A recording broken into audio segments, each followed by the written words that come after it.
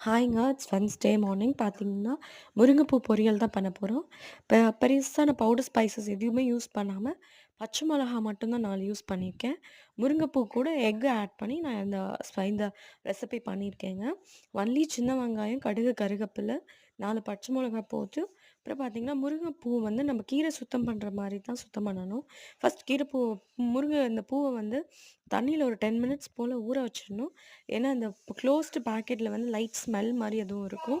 So, அதனால first ஊற வச்சு, அத நல்லா வாஷ் பண்ணி எடுத்து, அந்த காம்பு, குச்சியா இருக்கிறதெல்லாம் இல்லாம கிளீன் பண்ணி எடுத்துட்டு, அதுக்கப்புறமேட்டு நம்ம ஆட் பண்ணிக்கலாம். லைட்டா வதங்குனோனே, அது வந்து நம்ம முட்டைய உடைச்சு 2 எக் யூஸ் பண்ணியிருக்கேன். அதுக்கு பெப்பர் பவுடர், சில்லி பவுடர், லைட்டா சால்ட் போட்டு மிக்ஸ் பண்ணி விட்டு, மூடி வச்சு எடுத்தோம்னா, எம்மியான ஒரு முருங்கைப்பூ ரெடி ஆயிடுங்க.